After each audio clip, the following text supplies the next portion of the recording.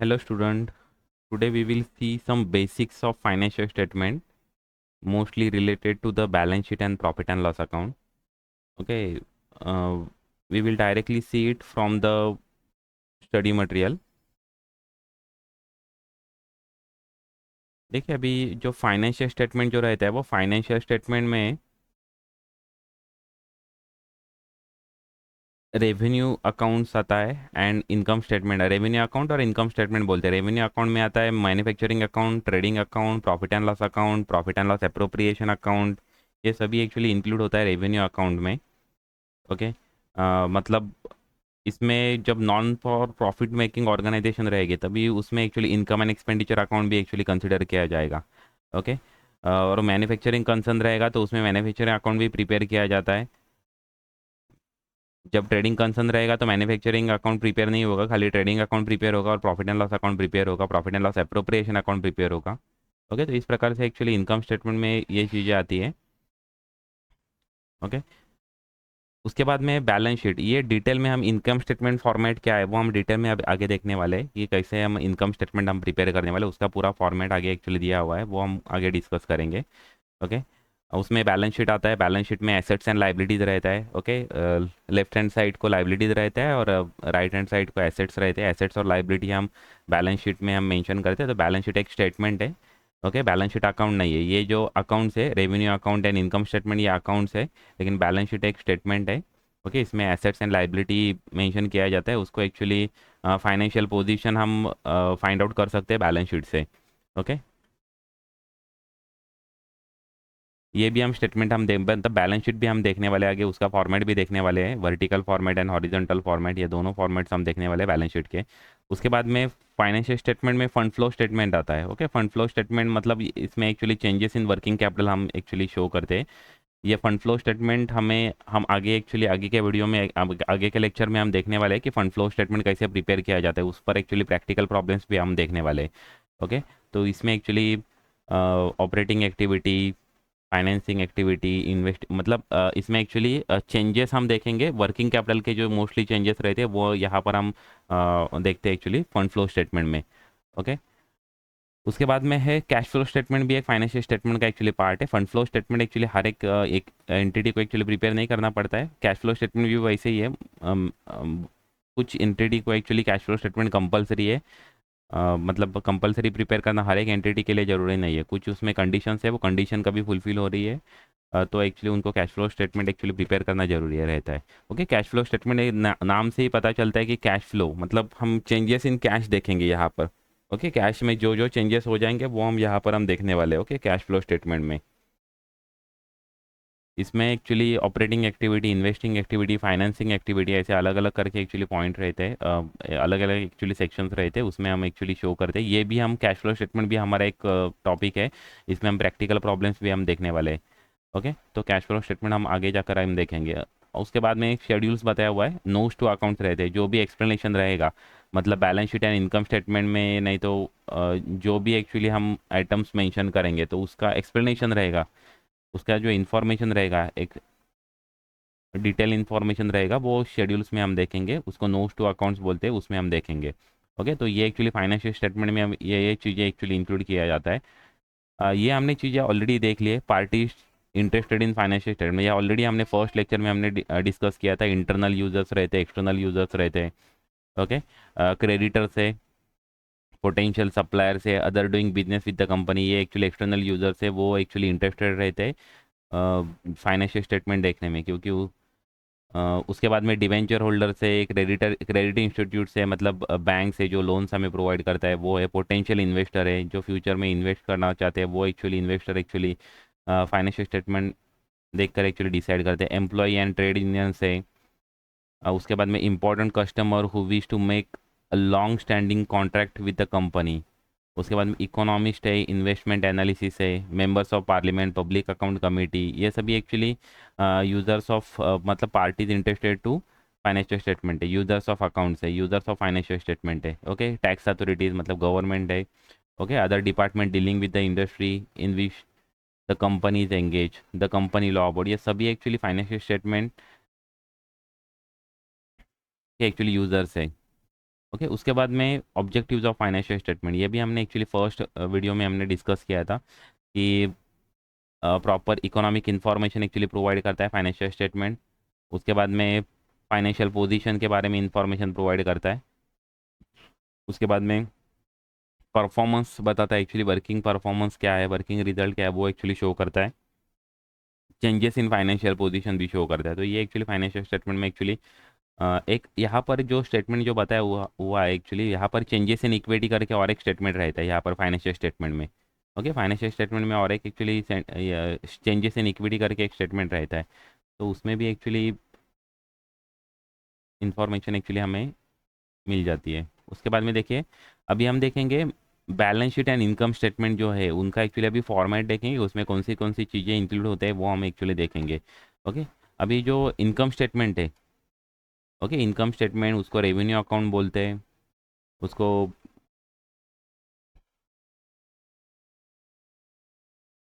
इसके अभी एक्चुअली दो तरह की का फॉर्मेट देखेंगे। टी फॉर्मेट एक देखेंगे। टी फॉर्मेट बोला है क्योंकि ये देखिए ये टी फॉर्मेट है, टी जैसा ये या यहाँ पर एक्चुअली बताया, इसके वजह से उसको टी फॉर्मेट बोलते हैं। ये टी फॉर्मेट है। ओके, यहाँ पर इस साइड को डेबिट मेंशन किया जाता है और इस साइड को क्रेडिट मेंशन किया जाता है। उसका शॉर्ट फॉर्म यूज़ करते हैं D R and C R, ऐसे शॉर्ट फॉर्म यूज़ करते हैं। ये डेबिट साइड है, ये वाला डेबिट साइड है और ये वाला क्रेडिट साइड है। ओके, तो इसलिए उसको बोलते हैं टी फॉर्मेट। ये टी के जैसे एक्चुअली लिखा हुआ है, इसके वजह से इसको टी फॉर्मेट बोलते हैं। इसको हॉरिजॉन्टल फॉर्मेट बोलते हैं, हॉरिजॉन्टल फॉर्मेट बोलते हैं, टी फॉर्मेट बोलते हैं। ओके, कन्वेंशनल फॉर्मेट बोलते हैं क्योंकि ये पहले एक्चुअली यूज़ किया जाता था। अभी कंपनी के बैलेंस शीट रहते हैं तो इस फॉर्मेट में नहीं रहती है। ओके, अभी ये सोल प्रोप्राइटरशिप वगैरह रहेगी तो उसकी बैलेंस शीट जो इनकम स्टेटमेंट है वो इस तरह से दिखेगा। ओके, अभी कंपनी का कभी इनकम स्टेटमेंट रहेगा तो उसके लिए एक्चुअली वर्टिकल फॉर्मेट है। ओके, और तो vertical format actually normally follow किया जाता है, अभी compulsory actually vertical format use करना। लेकिन सोल प्रोप्राइटरशिप वगैरह रहेगी तो ये फॉर्मेट यूज़ कर सकती है। ओके, तो हम इनकम स्टेटमेंट में ये फर्स्ट हम टी फॉर्मेट देखेंगे। देखिए टी फॉर्मेट में आपको ध्यान रखने का है कि डेबिट, यहाँ पर डेबिट साइड में सभी एक्सपेंसेस रहेंगे एंड क्रेडिट साइड में सभी इनकम्स रहेंगे।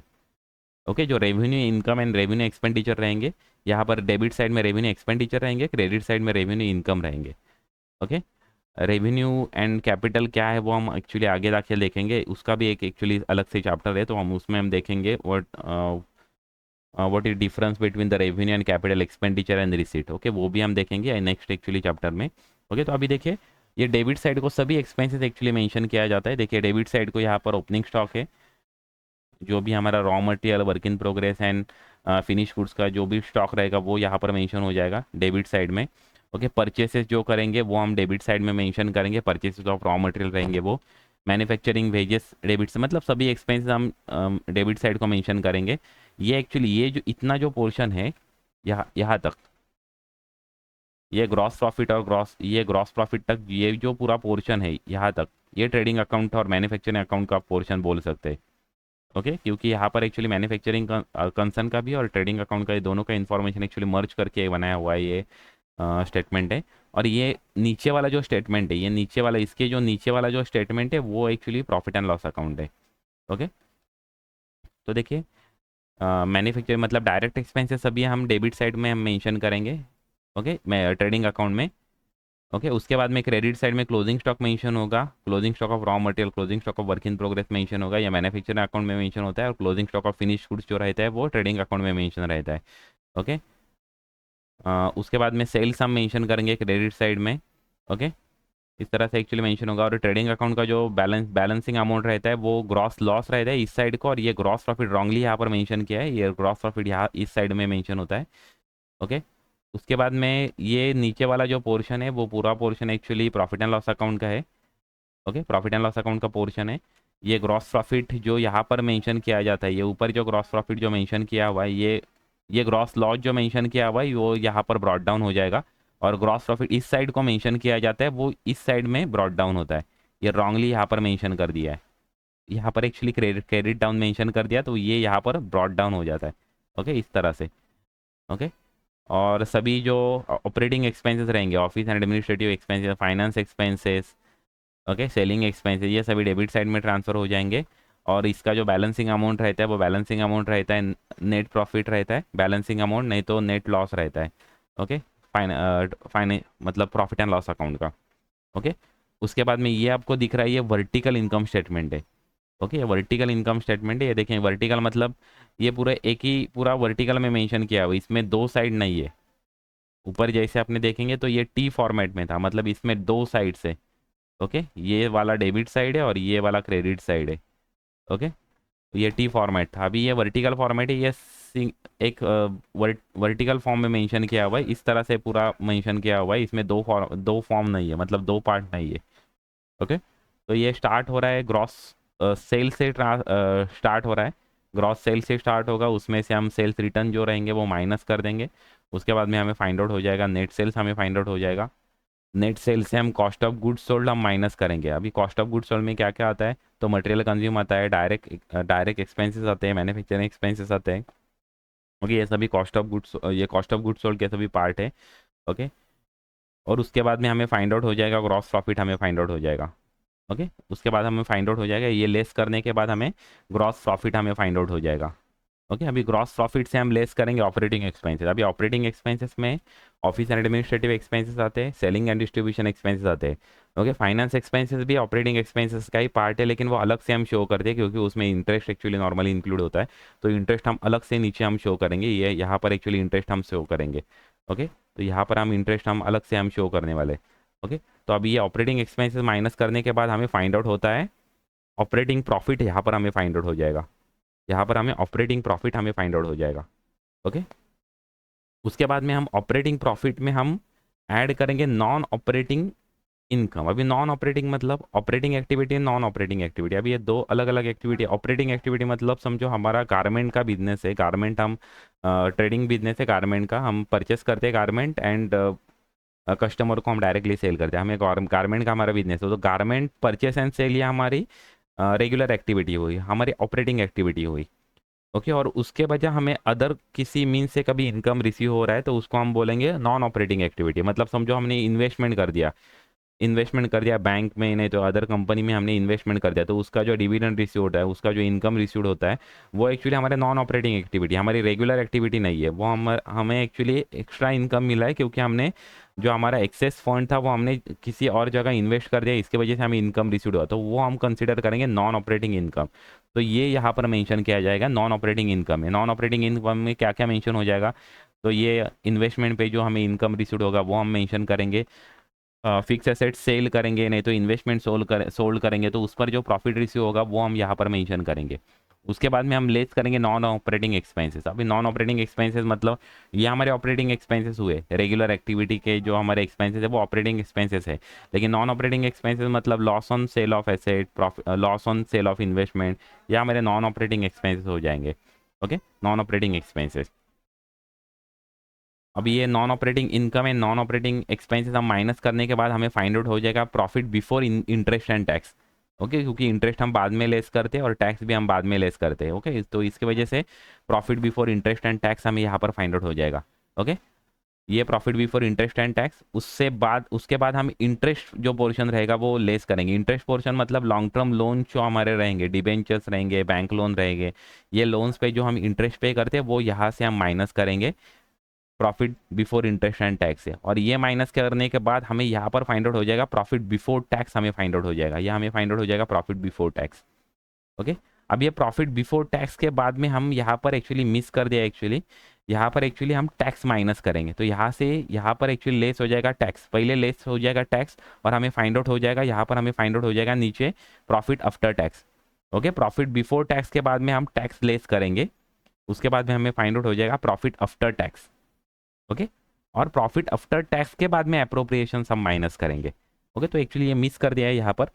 ओके, स्टडी मटेरियल में थोड़ा मिस हो गया है, तो ध्यान रखना प्रॉफिट बिफोर टैक्स के बाद हम लेस क्या करेंगे, टैक्स पोर्शन लेस करेंगे, जो इनकम टैक्स रहेगा वो हम लेस करेंगे। उसके बाद में हमें प्रॉफिट आफ्टर टैक्स हमें फाइंड आउट हो जाएगा और उसके बाद में हम अप्रोप्रिएशन लेस करेंगे। अभी अप्रोप्रिएशंस में क्या आ जाएगा, तो ट्रांसफर टू रिजर्व, जो भी रिजर्व में हमने ट्रांसफर कर दिया है, जो हमारा प्रॉफिट था वो जो रिजर्व में ट्रांसफर कर दिया वो मेंशन हो जाएगा। जो भी डिविडेंड हमने डिक्लेयर कर दिया नहीं तो पेड कर दिया वो हम यहाँ पर मेंशन करेंगे। ओके, तो अप्रोप्रिएशन में हम ट्रांसफर टू रिजर्व मेंशन करेंगे, डिविडेंड मेंशन करेंगे और फाइनली हमें फाइंड आउट हो जाएगा रिटेन अर्निंग। ओके, ये surplus carry forward to balance sheet mention किया हुआ है, इसको ये और एक चीज़ बोलते हैं रिटेन अर्निंग बोलते हैं। हम वो बैलेंस शीट को हम ट्रांसफ़र करते हैं। ओके, रिजर्व एंड सरप्लस में हम शो करेंगे। ओके, तो इस तरह से एक्चुअली ये वर्टिकल फॉर्मेट है। ये हॉरिजॉन्टल फॉर्मेट, या हमने पहले देखा था हॉरिजॉन्टल फॉर्मेट और T format of revenue account और income statement, manufacturing trading and profit and loss account. Okay, ये एक्चुअली ये कंबाइन कर दिया। एक्चुअली मैन्युफैक्चरिंग अकाउंट अलग से रहता है, ट्रेडिंग अकाउंट अलग से रहता है, और पीएनएल अकाउंट अलग से रहता है। अलग मतलब एक ही अकाउंट में प्रिपेयर किया जाता है, लेकिन अलग अलग से एक्चुअली शो करती है। यहाँ तक एक्चुअली मैन्युफैक्चरिंग अकाउंट हो गया, तो उसके नीचे बाद में यहाँ पर ट्रेडिंग अकाउंट प्रिपेयर होगा, उसके नीचे profit and loss account prepare होगा। ओके, लेकिन यहाँ पर एक्चुअली थोड़ा एक्चुअली कंबाइन हो गया एक्चुअली वो। ओके, ये वर्टिकल फॉर्मेट है। ओके, ये वर्टिकल फॉर्मेट है। उसके बाद में हम अभी बैलेंस शीट देखेंगे। ओके, बैलेंस शीट में एसेट्स एंड लाइबिलिटी मेंशन किया जाता है। यहाँ पर भी एक्चुअली दो तरीके से एक्चुअली प्रिपेयर किया जाता है। ए फर्स्ट है horizontal format T format, and second है वर्टिकल फॉर्मेट। तो दोनों फॉर्मेट अभी हम देखने वाले हैं। ओके, ये बैलेंस शीट में क्या है एक्चुअली कि पूरा कंपनी का जो फाइनेंशियल पोजीशन है वो शो हो जाता है, क्योंकि इसमें assets and liability actually show किए रहते हैं। ओके, तो देखिए total assets is equal to total liability plus share holders equity. Okay, total liability मतलब other than share capital and reserve and surplus हम लाइबिलिटी करके कंसिडर करेंगे। शेयर कैपिटल और रिजर्व इक्विटी भी एक्चुअली ये बिजनेस के लिए लाइबिलिटी ही है, क्योंकि ये ओनर्स को एक्चुअल रिटर्न करना पड़ता है, तो इसकी वजह से हम share capital reserve and surplus हम लाइबिलिटी करके ही कंसिडर करते हैं। ओके, तो total asset is equal to total liability plus share holders equity. और जब सोल प्रोप्राइटरशिप रहेगा तो मेंशन करेंगे हम total liability plus capital. Okay, इस तरह से एक्चुअली मेंशन किया जाएगा। ओके, उसके बाद में देखिए हम एक्चुअली बैलेंस शीट का फॉर्मेट देखेंगे, और ये पूरा एक्चुअली जो फॉर्मेट है ना उसका ये एक्सप्लेनेशन है। पहले फॉर्मेट हम देखते हैं क्या है, ये पूरा एक्सप्लेनेशन हम देखने वाले हैं। ओके, ये फॉर्मेट है, ये अभी हॉरिजॉन्टल फॉर्मेट है, इसको हॉरिजॉन्टल फॉर्मेट बोलते हैं, कन्वेंशनल फॉर्मेट बोलते हैं, टी फॉर्मेट बोलते हैं, क्योंकि ये टी टी में प्रिपेयर किया जाता है। ओके, ये टी फॉर्मेट में प्रिपेयर किया जाता है, इसकी वजह से इसको टी फॉर्मेट बोलते हैं। और ये देखिए ध्यान रखिए ये अकाउंट्स नहीं है, तो इसकी वजह से डेबिट साइड, ये डेबिट साइड नहीं हम बोलेंगे, लेफ्ट हैंड साइड को हम मेंशन करेंगे liabilities, and right hand side को हम मेंशन करेंगे एसेट्स। ओके, तो ये लाइबिलिटी एंड एसेट्स का स्टेटमेंट है। Okay, balance sheet for the year ended, balance sheet as on mention करते हैं, balance sheet as on 31 March 2000, जो भी रहेगा वो हम मेंशन करेंगे। और जो trading and profit and loss account को मेंशन करते हैं, trading and profit and loss account for the year ended ऐसे मेंशन करते हैं। ओके, यहाँ पर ऊपर देखिए, यहाँ पर मेंशन एक्चुअली यहाँ पर दिया नहीं है, trading and profit and loss account for the year ended 31 March 2000 जो रहेगा वो हम मेंशन करेंगे। ओके, बैलेंस शीट को हम मेंशन करें बैलेंस शीट एज ऑन, मतलब वो लास्ट डेट का पोजीशन स्टेटमेंट है। ओके, तो अभी हम बैलेंस शीट का थोड़ा यहाँ पर देखेंगे, और उसके बाद में हम एक्चुअली उसका एक्सप्लेनेशन हम देखेंगे। देखिए वर्टिकल फॉर्मेट में क्या क्या है, देखिए लाइबिलिटी साइड को यहाँ पर शेयर कैपिटल है, इसमें सभी शेयर्स आएंगे, इक्विटी शेयर्स आएंगे, प्रेफरेंस शेयर्स आएंगे, उसमें से लेस हो जाएंगे calls in arrears and forfeited shares add हो जाएंगे। ओके, इसका भी हम एक्सप्लेनेशन देखेंगे, ऑथोराइज क्या है, इशूड क्या है, सब्सक्राइब क्या है, कॉल्ड अप क्या है, ये भी हम आगे देखने वाले। उसके बाद में रिजर्व एंड सरप्लस है। ओके, जो भी एक्यूमुलेटेड प्रॉफिट है ये रिजर्व एंड सरप्लस है, मतलब कैपिटल रिजर्व है, capital redemption reserve, PNL account, general reserve, ये सभी एक्चुअली यहाँ पर एक्चुअली चीज़ें मेंशन किया जाएगा।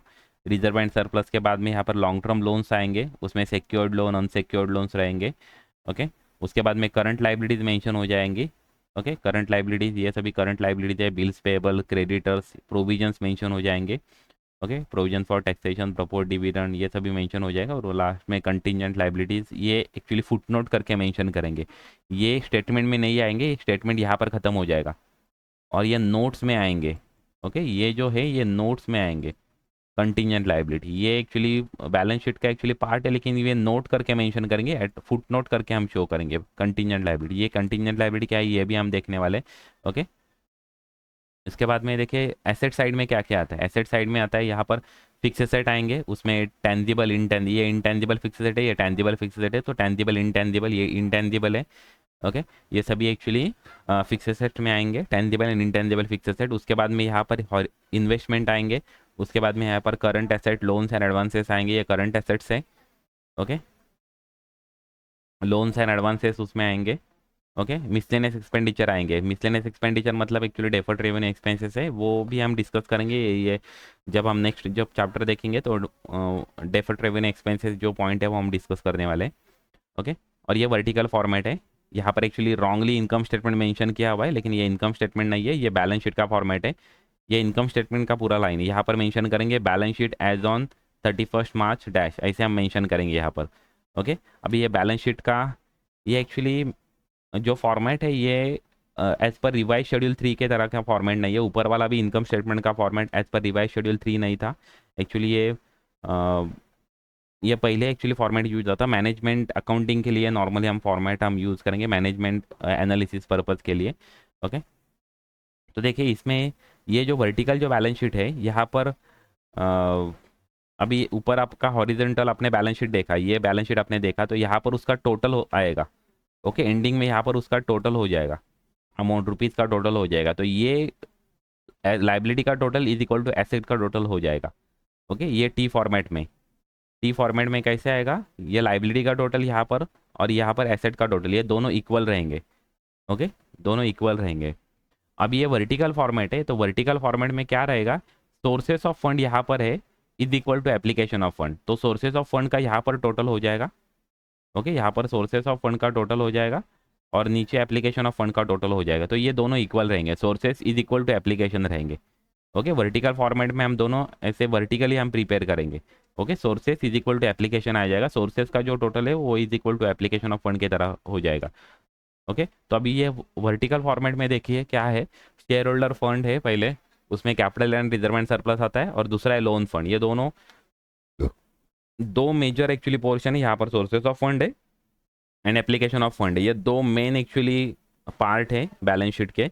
अभी उसमें से हम सोर्सेज ऑफ फंड हम देखेंगे। अभी सोर्सेज ऑफ फंड में क्या है, ये सोर्सेज ऑफ फंड में दो मेजर पार्ट है, ये share holder fund and loan fund. Okay, share holder fund को ओनर्स फंड भी बोलते हैं। ओके, शेयर होल्डर फंड बोलते हैं, ओन फंड बोलते हैं। उसमें actually capital and reserve and surplus आएंगे शेयर होल्डर फंड में। उसके बाद में लोन फंड है, लोन फंड में सिक्योर्ड एंड अनसिक्योर्ड लोन आएंगे। लोन फंड को बोलते हैं ओ फंड बोलते हैं, बोरोड फंड बोलते हैं। लोन फंड को और नाम है, बोरोड फंड है, ओ फंड है।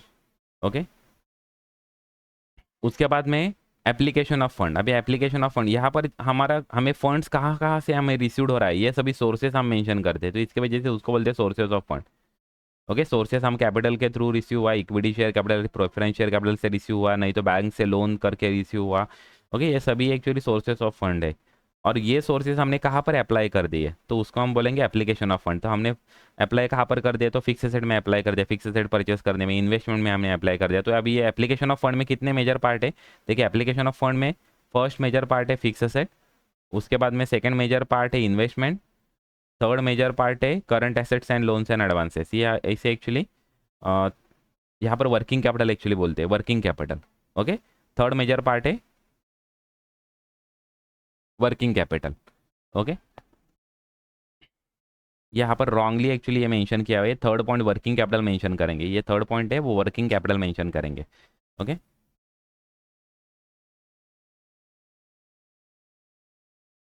ओके, तो फिक्स एसेट आएंगे। फिक्स एसेट में एक्चुअली दोनों तरीके के फिक्स एसेट आएंगे, टेंजिबल इनटेंजिबल, उस पर डेप्रिसिएशन रहता है।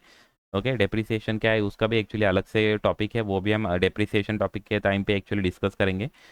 ओके, कैसे कैलकुलेट करते हैं वो भी हम वहाँ पर देखेंगे। उसके बाद में मेजर पोर्शन है इन्वेस्टमेंट। ओके, इन्वेस्टमेंट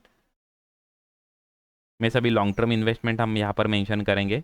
ओके, और ये थर्ड मेजर पार्ट है वर्किंग कैपिटल। वर्किंग कैपिटल में current assets minus current liability mention किया जाता है, यहाँ पर current asset minus current liability mention किया जाता है, वह थर्ड मेजर पॉइंट है working capital.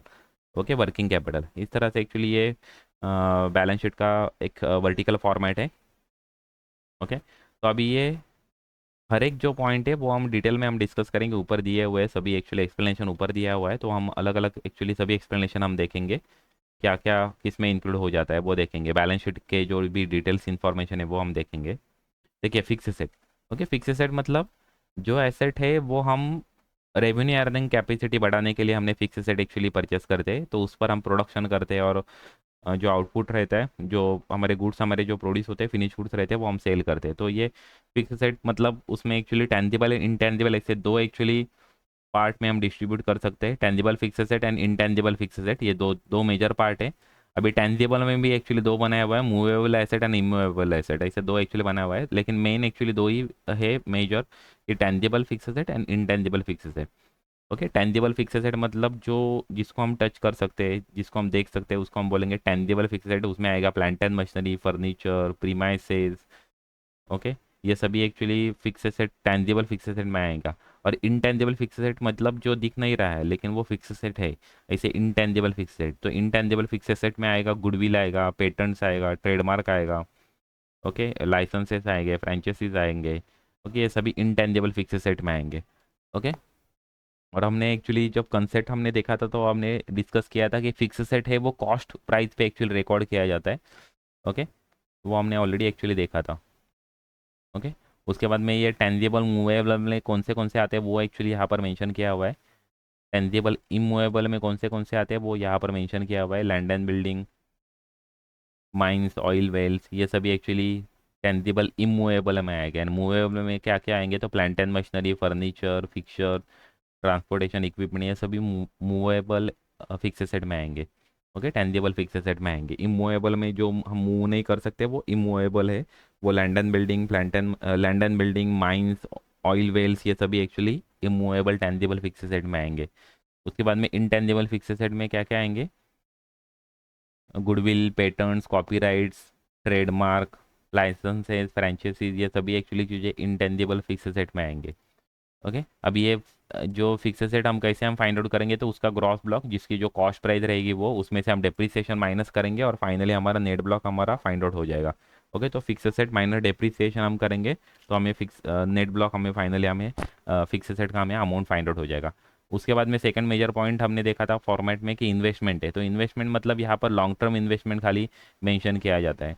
Okay, short term investment हम करंट एसेट में मेंशन करेंगे और लॉन्ग टर्म इन्वेस्टमेंट जो भी रहेगा वो हम क्या करेंगे, ये इन्वेस्टमेंट पॉइंट में हम मेंशन करेंगे। लॉन्ग टर्म इन्वेस्टमेंट मतलब जिसका जो इन्वेस्टमेंट है वो आफ्टर 1 ईयर एक्चुअली रियलाइज होने वाला है, तो उसको हम बोलेंगे लॉन्ग टर्म इन्वेस्टमेंट। ओके, उसके बाद में है current asset, loans and advances. Okay, current asset में जो एसेट्स है, जो करंट एसेट है विद इन 12 मंथ्स में हम यूज़ करने वाले हैं, विद इन 12 मंथ में वो रियलाइज होने वाली है, ऐसे हम एसेट्स हम कंसिडर करेंगे current asset, loans and advances में। ओके, तो करंट एसेट में क्या क्या आता है, तो करंट एसेट में आता है कैश आती है उसमें। ओके, उसमें स्टॉक आता है, जो रॉ मटेरियल, फिनिश गुड्स और वर्क इन प्रोग्रेस का जो भी स्टॉक रहेगा वो आएगा उसमें। ओके, उसके बाद में उसमें डेटर्स आते हैं जिनको हम क्रेडिट बेसिस से गुड सेल करते हैं और वो एक्चुअली हमें पैसा देने वाले हैं, वो डेटर्स आएंगे वहाँ पर। ओके, यहाँ पर मार्केटेबल सिक्योरिटीज आएंगे करंट एसेट में। Okay, and other current asset इसमें हम इंक्लूड करेंगे, तो सभी एक्चुअली करंट एसेट में stock, debtor, cash, marketable security, ये सभी actually part of current asset है। अभी ये करंट एसेट में एक्चुअली दो पार्ट में डिवाइड किया जाता है, non quick asset and quick asset. Okay, जो क्विक एसेट है मतलब वो इजीली कन्वर्टेबल टू कैश है, मतलब कैश ही ऐसे हम कंसिडर करेंगे। ओके, मतलब वो इजीली हम कन्वर्ट कर सकते हैं कैश में, तो उनको हम बोलेंगे क्विक एसेट बोलेंगे। ओके, तो क्विक एसेट एक्चुअली का फॉर्मेट क्या है, क्विक एसेट मतलब क्या है कि करंट एसेट जो है, टोटल करंट एसेट है, उसमें से हम इन्वेंटरी एंड प्रीपेड एक्सपेंसेस जो है वो माइनस करेंगे तो हमें क्विक एसेट हमें फाइंड आउट हो जाएगी। क्विक एसेट मतलब वो इजीली कन्वर्टेबल टू कैश है, नियर कैश है। ओके, नियर कैश है मतलब वो कैश ही है, इसे हम कंसिडर करेंगे। ओके, तो करंट एसेट हमारी जो टोटल रहेगी उसमें से हम इन्वेंटरी माइनस करेंगे, स्टॉक हम माइनस करेंगे, इन्वेंटरी मतलब स्टॉक, स्टॉक हम माइनस करेंगे और प्रीपेड एक्सपेंसेस हम माइनस करेंगे, तो हमें जो फाइंड आउट हो जाएगा उसको हम बोलेंगे क्विक एसेट। ओके, तो क्विक एसेट में क्या क्या आ जाएगा, तो कैश आ जाएगी, डेटर्स आ जाएंगे, मार्केटेबल इन्वेस्टमेंट आ जाएगी, ये सभी एक्चुअली क्विक एसेट में आ जाएंगे। ओके, मार्केटेबल इन्वेस्टमेंट मतलब शॉर्ट टर्म इन्वेस्टमेंट हम कंसिडर करें, मार्केटेबल इन्वेस्टमेंट मतलब शॉर्ट टर्म इन्वेस्टमेंट। ओके, तो ये आ जाएगा क्विक एसेट में।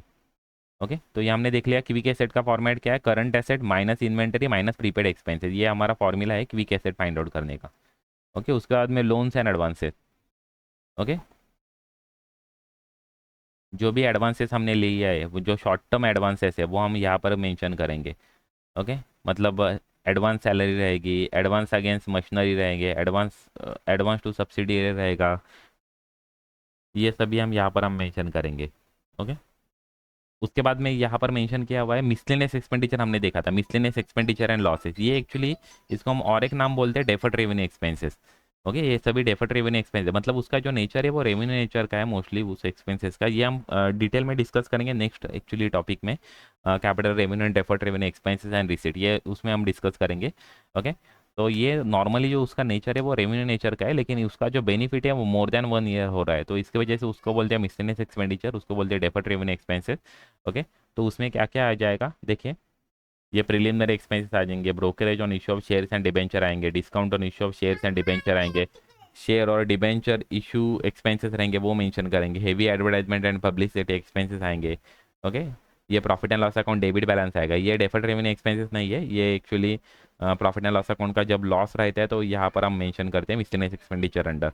ओके, लेकिन ये मिसलेनियस एक्सपेंडिचर में मेनली डेफर्ड रेवेन्यू एक्सपेंसेस जो non not at right of वाले वो हम मेंशन करते हैं इसमें। ओके, उसके बाद में हम लाइबिलिटी साइड के इंपॉर्टेंट आइटम्स हम देखेंगे। अभी लाइबिलिटी में देखिए ये 3 पार्ट में एक्चुअली डिवाइड किया हुआ है, परमानेंट फंड और प्रोपराइटर्स फंड, मतलब उसमें capital and reserve and surplus आएगा, उसमें उसके बाद में सेमी परमानेंट फंड और लॉन्ग टर्म बोरोइंग्स आएंगे, और लास्ट में करंट लाइबिलिटीज आएंगे। तो इस तरह से एक्चुअली 3 पार्ट में डिवाइड किया हुआ है। तो हम फर्स्ट हम देखेंगे proprietors fund. Okay, proprietors fund मतलब उसमें दो चीज़ें आएंगी, capital share capital plus reserve and surplus, ये दो चीज़ें एक्चुअली प्रोपराइटर्स फंड में आएंगी। ओके, उसको और बहुत सारे नाम से देखिए उसको क्या क्या बोलते हैं देखिए,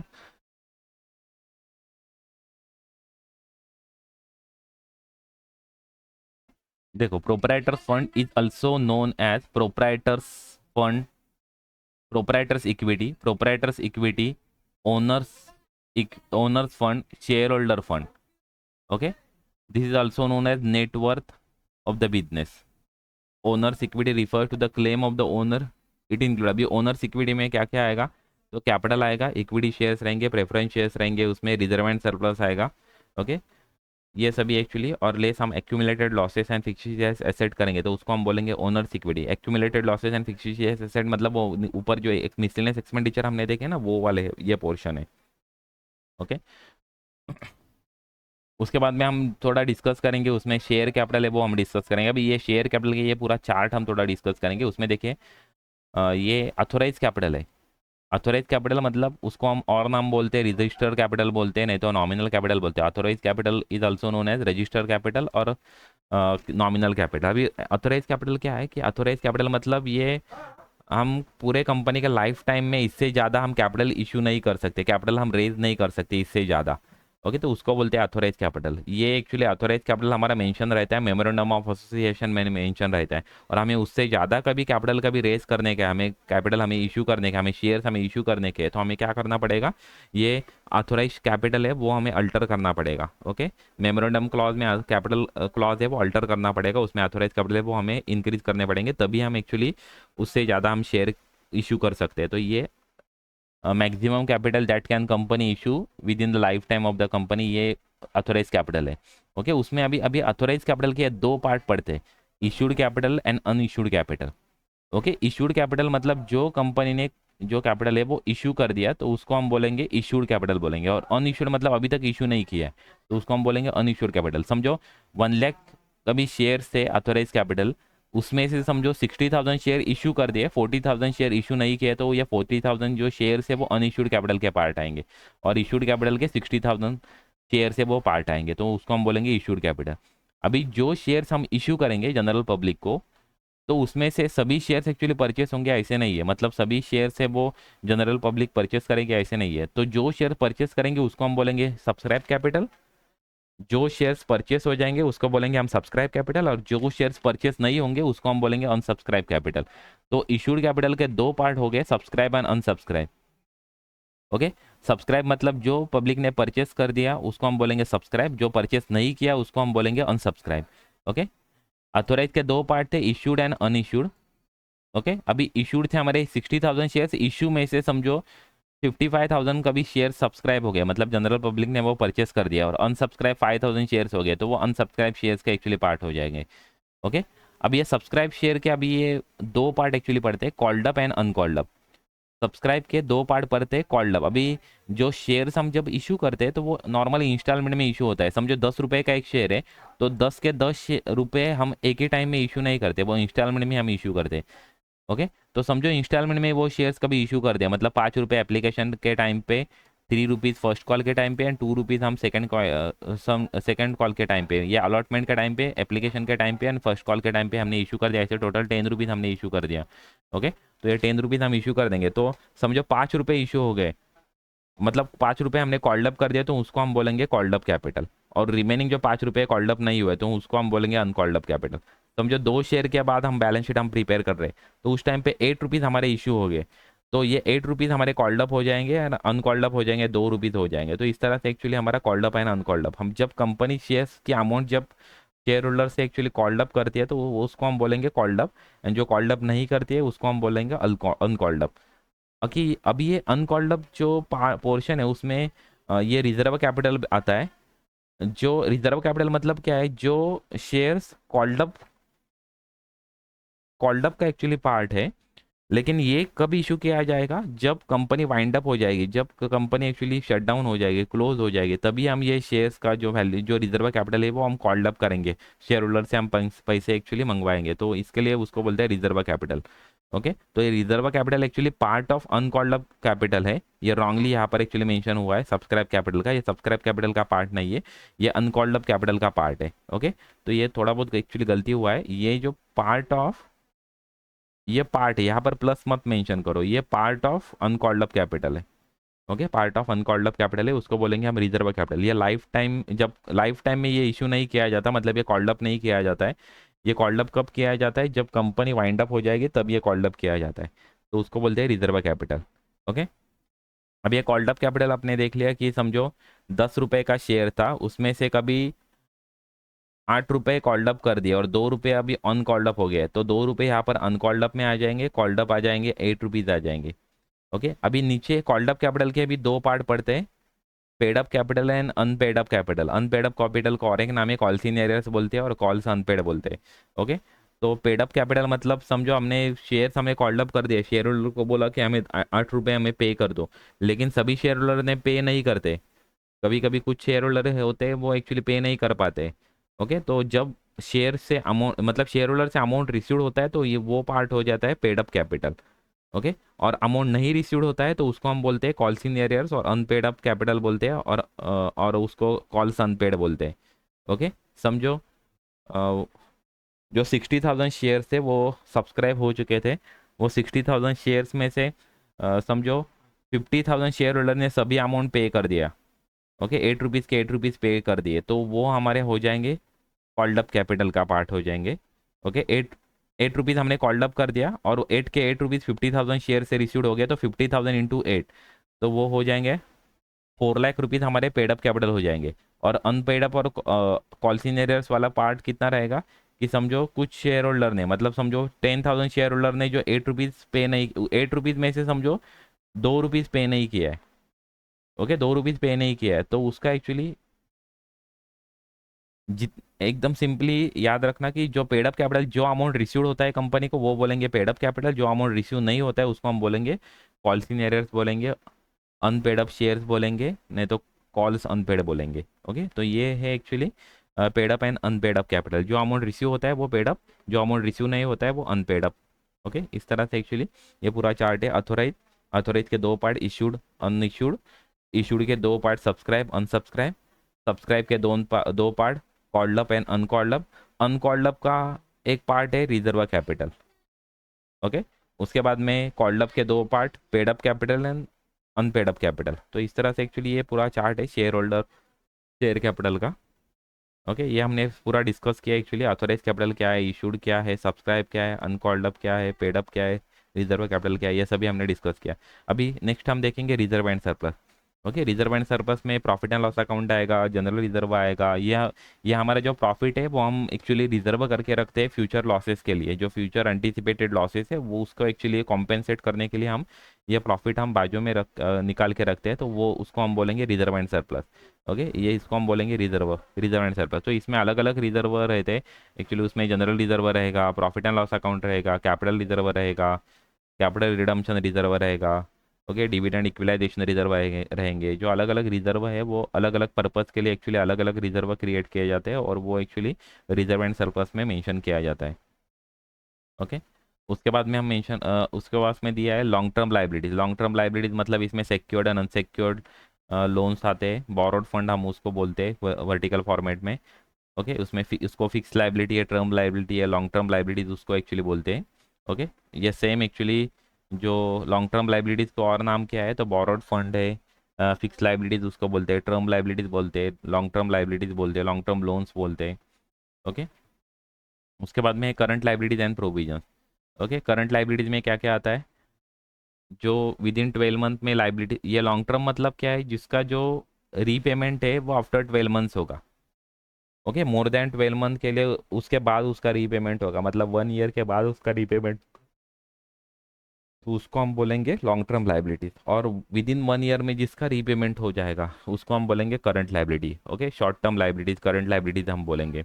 ओके, ये शॉर्ट टर्म ऑब्लिगेशन है, मतलब विद इन शॉर्ट पीरियड, मतलब with in 12 month with in the operating cycle, और नॉर्मली ऑपरेटिंग साइकिल 12 मंथ्स का रहेगा, तो with in operating cycle, with in 1 year और with in operating cycle. Okay, तो उसका कभी रीपेमेंट होने वाला है तो उसको हम बोलेंगे करंट लाइबिलिटीज। ओके, अभी करंट लाइबिलिटी में क्या क्या आता है, तो क्रेडिटर्स आते हैं, जिनसे हमने क्रेडिट बेसिस से गुड्स परचेस किया हुआ है उनको हमें पेमेंट करना बाकी है, तो वो सन्ट्री क्रेडिटर्स हो जाएंगे, बिल्स पेबल रहेंगे। उसके बाद में interest accrued but not due आएंगे वहाँ पर, मतलब इंटरेस्ट एक्रू है लेकिन ड्यू नहीं है, उसका due date in the next academic year है। ओके, तो वो interest accrued but not due mention करेंगे। आउटस्टैंडिंग एक्सपेंसेस उसमें आएंगे, अनक्लेम डिविडेंड आएंगे, बैंक ओवरड्राफ्ट आएंगे, ये सभी पार्ट ऑफ करंट लाइबिलिटीज आएंगे। ओके, अभी करंट लाइबिलिटीज है ना वो फिर से एक्चुअली उसमें बाइफरकेट किया हुआ है, quick liabilities and non quick liabilities. Okay, तो क्विक लाइबिलिटी का फॉर्मूला क्या है, current liabilities minus bank overdraft हम करेंगे तो उसको बोलेंगे हम क्विक लाइबिलिटीज। क्विक लाइबिलिटी मतलब हमें वो कभी भी एक्चुअली पे करना पड़ सकता है, क्विकली हमें पे करना पड़ेगा। ओके, मतलब उसके लिए हमें एक्चुअली फंड एक्चुअली रेडी रखना पड़ेगा पेमेंट करने के लिए, तो उसको हम बोलेंगे क्विक लाइबिलिटी। ओके, और नॉन क्विक में मतलब ये जो रहेंगे, मतलब करंट लाइबिलिटीज मतलब बैंक ओवरड्राफ्ट रहेंगे वो नॉन क्विक में आएंगे। ओके, बैंक ओवरड्राफ्ट जो रहेंगे वो नॉन क्विक में आएंगे, और बाकी के सभी लाइबिलिटीज हमारे क्विक लाइबिलिटीज में आएंगे।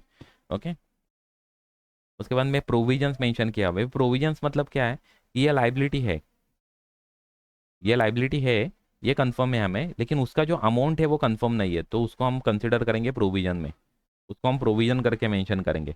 मतलब समझो इनकम टैक्स।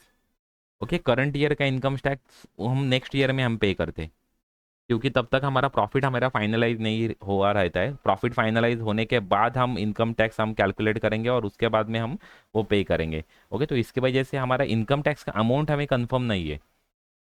हमने निकाला हुआ अमाउंट है, हमने एडवांस इनकम टैक्स भी पे कर दिया, निकाला हुआ हमने अमाउंट है कि हमें 1 लाख रुपीज़ इनकम टैक्स के लिए लगेंगे, लेकिन अ, वो कम ज़्यादा भी हो सकते हैं, क्योंकि जब फाइनल वर्किंग करेंगे तो उसका अमाउंट एक्चुअली वेरी हो सकता है। तो इसकी वजह से ये प्रोविजंस में हम कंसिडर करेंगे, provision for income tax. Okay, provision क्यों क्रिएट करते हैं, लेकिन वो लाइबिलिटी है वो कंफर्म है, लेकिन उसका अमाउंट कंफर्म नहीं है। ओके, तो इसकी वजह से हम वो प्रोविजन में हम कंफर्म कंसिडर करेंगे, तो उसको बोलते हैं प्रोविजंस। अभी प्रोविजंस में क्या क्या आता है, तो प्रोविजंस में आएगा एक्चुअली प्रोविजन फॉर टैक्स रहेगा, प्रोविजन फॉर प्रपोर्ड डिविडेंड रहेगा। डिविडेंड का भी वैसे रहता है, डिविडेंड हम कब डिक्लेयर करते हैं, एजीएम में डिक्लेयर करते हैं, एनुअल जनरल मीटिंग में डिक्लेयर करते हैं। और एनुअल जनरल मीटिंग कब होता है कि अकाउंट क्लोज करने के बाद विद इन 6 मंथ में एनुअल जनरल मीटिंग होता है।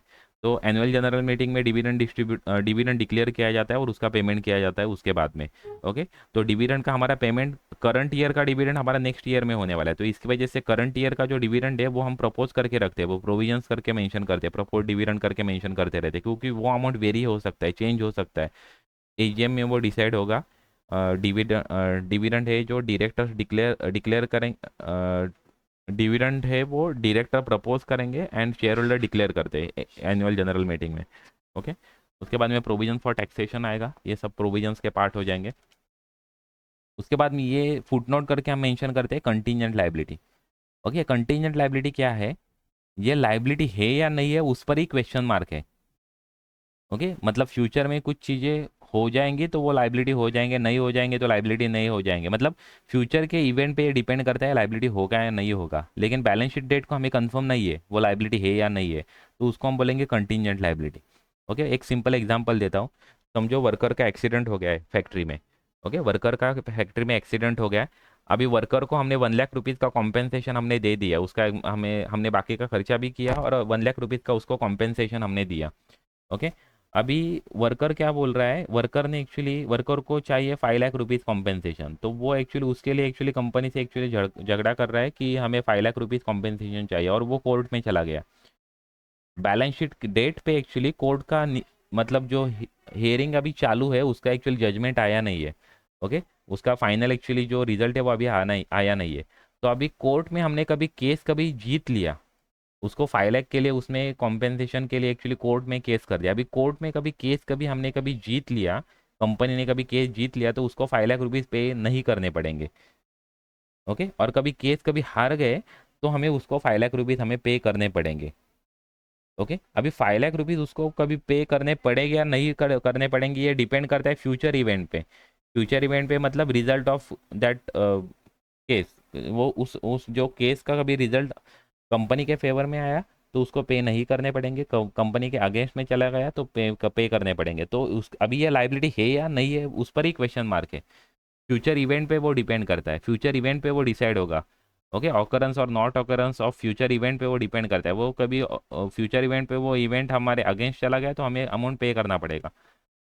ओके, अमाउंट हमारे फेवर में आ गया मतलब वो केस हमारे फेवर में आ गया तो हमें पेमेंट नहीं करना पड़ेगा। तो ये लाइबिलिटी है या नहीं है उस पर ही एक क्वेश्चन मार्क है, तो इसकी वजह से हम उसको एक्चुअली कंटिंजेंट लाइबिलिटी करके हम मेंशन करते हैं। अभी कंटिंजेंट लाइबिलिटी में क्या क्या आता है, क्या क्या आता है देखिए। देखिए, but on the date of balance sheet not known definitely whether liability arise or not. देखिए, कंटिंजेंट लाइबिलिटी में क्या क्या आता है। Discounted bill of exchange, discounted bill of exchange मतलब क्या।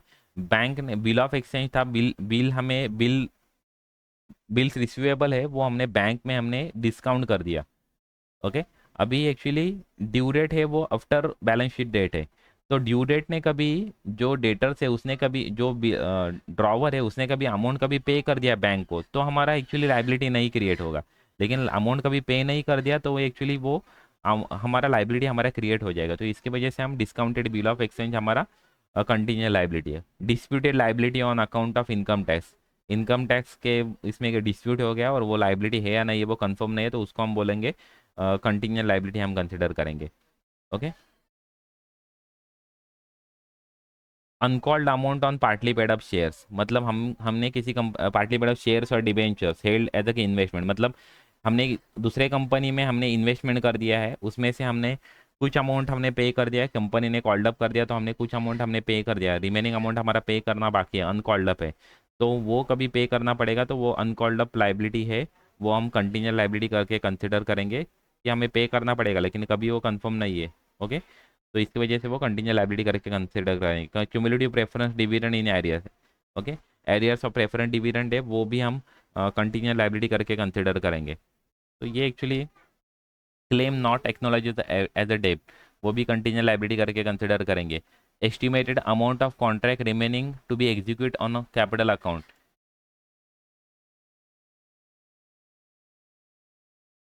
And not provided for, guarantee given by the company, company ने किसी को गारंटी दे दी है तो भी वो कंटिजेंट लाइबिलिटी करके कंसिडर हो जाएगा।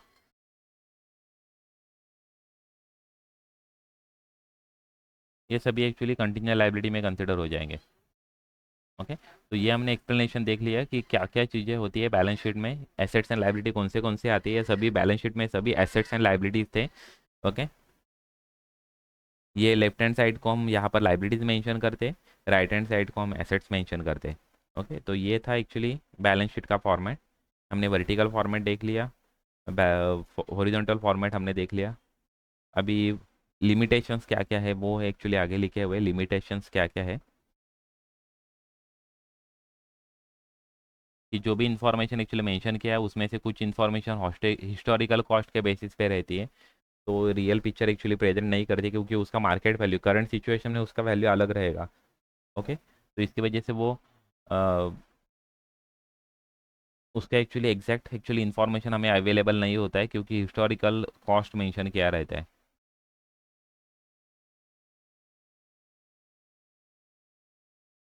ओके, तो ये था एक्चुअली फाइनेंशियल स्टेटमेंट के बाद में इसके बारे में हमने बेसिक्स हमने चीज़ें हमने देख ली। ओके, नेक्स्ट लेक्चर में हम देखेंगे capital revenue, deferred revenue, expenses and receipt के बारे में हम देखेंगे। ओके, तो थैंक यू वेरी मच।